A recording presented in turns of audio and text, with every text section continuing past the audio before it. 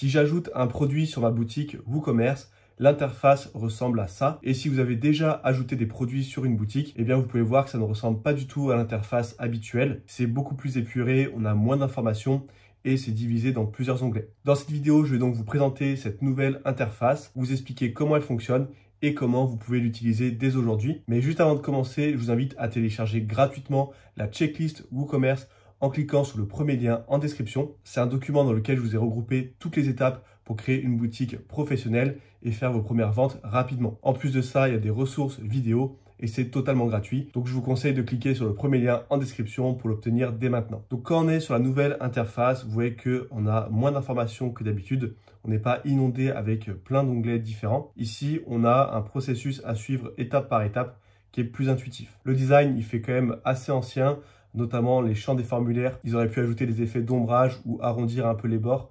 Là, on dirait des vieux formulaires. Mais je pense qu'avec le temps, l'apparence sera améliorée. Là, ce qui compte pour l'instant, c'est que ça fonctionne. Donc du coup, ici, on a Name qui correspond au titre produit. Donc là, par exemple, ça va être une peluche ourson blanche. Ensuite, on a Summary, ça correspond à la description courte. Donc la description qui va s'afficher à côté de l'image produit. Ici, généralement, on met une liste à puces.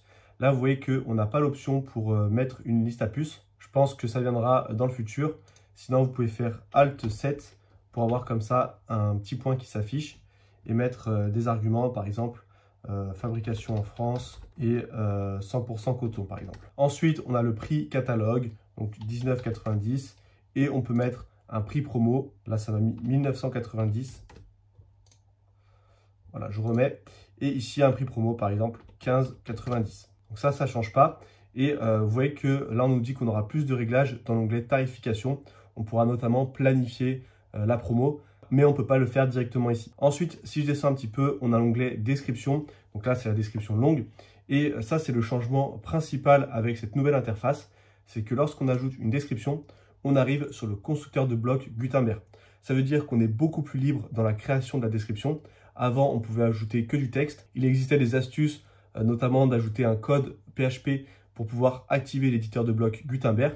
Mais maintenant, c'est par défaut. Donc par défaut, vous pouvez mettre du texte, des images, faire une mise en forme en plusieurs colonnes, ajouter des couleurs d'arrière-plan. Vous pouvez également ajouter une section FAQ, des badges de réassurance. Enfin bref, vous pouvez faire une description beaucoup plus complète. Donc ça, c'est vraiment un très bon point. Là, par exemple, je peux faire / colonne, ajouter 2 colonnes, mettre une image à gauche. Hop, je la réduis un petit peu. Et à droite, je pourrais mettre du texte. Hop, voilà. Et je peux modifier la taille, la couleur, l'apparence. Je suis beaucoup plus libre.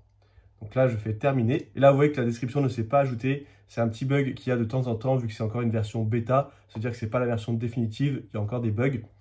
Du coup, si on reclique dessus, là, ça s'est effacé. Et j'avais vu qu'en mettant un peu du texte au début et ensuite en remettant la colonne, tac, je remets les 2 colonnes. Je vais voir là si ça s'enregistre. Voilà, vous voyez que ça s'enregistre ici.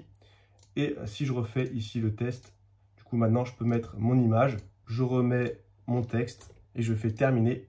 Et vous voyez ici que ça s'affiche. Donc ça, c'est un petit bug, je pense qu'ils vont le corriger. On est obligé d'ajouter un peu de texte avant de mettre une mise en forme un peu plus avancée. Ici, on a les images produits, donc je peux choisir mes images. L'image principale, voilà, comme ceci. Ici, vous voyez que c'est marqué cover, donc ça va être l'image principale. Mais si je prends d'autres photos, donc là, je vais prendre des photos qui n'ont rien à voir. Ici, ça sera les photos de la galerie produit. Et si je clique dessus, je peux définir comme bannière, c'est-à-dire définir comme image principale. Ensuite, si je vais dans l'onglet organisation, là, on retrouve les catégories de produits et les attributs. On peut également activer ou désactiver les avis produits. Enfin, bref, on a plein de petites options. Tarification, on va pouvoir planifier la promotion avec une date précise et gérer la TVA. Ensuite, on a inventaire pour gérer le SKU et le stock. Et dans avancé, on a le fait de limiter à un achat par commande. Vous voyez qu'on retrouve exactement les mêmes options qu'avant. C'est juste que c'est organisé différemment et c'est regroupé par section pour que ça soit un peu plus clair. Ensuite, dans l'onglet expédition, on va pouvoir gérer les livraisons. Donc, soit assigner une classe d'expédition ou bien entrer des dimensions et un poids. Donc, tout ça, c'est des réglages un peu plus avancés sur la livraison, sur la TVA. Si vous ne connaissez pas tous ces réglages, je vous invite à voir mes tutos WooCommerce où j'explique tout ça en détail. Là, le but, c'est juste de présenter l'interface, pas d'expliquer comment ça fonctionne. Et ici, on a l'onglet variation. Donc ça, c'est tout nouveau.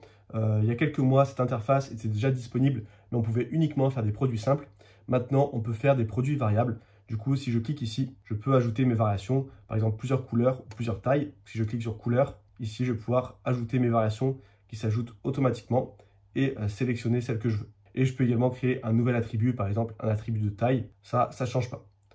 Je clique sur ajouter et ici, il me génère toutes les variations. Donc, je peux ici saisir le prix. Vous voyez qu'on a directement un raccourci pour saisir le prix sur toutes les variations. Avant, ce raccourci, il était un petit peu caché. Donc ça, c'est plutôt bien pour les débutants. Au moins, ils voient directement que c'est possible de mettre le prix partout. Je fais OK. Et là, vous voyez qu'à chaque fois que je mets une virgule, ça fait un petit bug également. Au lieu de mettre 19,90, ça met 1990 €. Donc là, il faut que je coche ici pour tout sélectionner, que je fasse Quick Update, Pricing et Set List Price. Et cette fois, si je mets un point, ça devrait fonctionner. Voilà. Ensuite, je vais enregistrer ici le brouillon, puis cliquer sur Modifier. Et je peux modifier chaque variation. Donc, ici, le plus important, c'est de mettre une image pour que si c'est différentes couleurs, par exemple, eh bien, lorsque je sélectionne la variation, l'image correspondante s'affiche. Et vous voyez que pour chaque variation, du coup, à chaque fois, j'ai différents onglets où je peux gérer le prix, le stock et tous les détails de la variation. Ici, on peut voir que je suis dans la variation et je peux retourner au produit principal ici. Et je peux faire ça pour chacune d'entre elles. Cette nouvelle interface pour gérer la variation, je la trouve un peu moins intuitive puisque ça rajoute des clics. À chaque fois, on est obligé de cliquer ici sur modifier. Ensuite, on a différents clics à faire pour rentrer les différents réglages. Tandis qu'avant, c'était juste une liste déroulante où on avait directement accès à tous les champs. Donc ça, je trouve que c'est pas forcément terrible. Ça ajoute quand même pas mal de clics pour pas grand chose. Et une fois qu'on a terminé notre produit, je peux l'ajouter en cliquant sur Add. Et ensuite, côté visiteur, là, il n'y a aucun changement, mis à part la description où on peut inclure des images et faire plusieurs colonnes, une mise en forme plus avancée. Si vous aussi, vous voulez tester cette interface, il vous suffit d'aller dans WooCommerce, Réglages. Vous allez ensuite dans Avancé, puis ici dans Fonctionnalités. Et là, vous pouvez descendre tout en bas et cocher Essayer le nouvel éditeur de produits. Vous voyez que c'est en bêta, donc c'est pour ça qu'il y a encore des bugs. Je ne vous conseille pas de l'activer définitivement. Vous pouvez l'activer sur une boutique de test pour voir comment ça fonctionne. Mais tant que c'est en bêta et que ce n'est pas public, je ne vous conseille pas forcément de l'utiliser. Vous avez vu que pour la description, par exemple, on a des petits bugs. On a certaines informations qui sont mal traduites ou pas traduites du tout. Donc là, c'est juste pour le tester. Ensuite, je vous conseille de continuer à utiliser l'éditeur par défaut pour créer vos produits pour l'instant. Vous pouvez télécharger gratuitement la checklist WooCommerce en cliquant sur le premier lien en description. Vous retrouverez toutes les étapes pour créer votre boutique de A à Z et faire vos premières ventes rapidement. Et si vous souhaitez développer vos compétences sur WordPress, abonnez-vous à cette chaîne pour ne louper aucun tuto.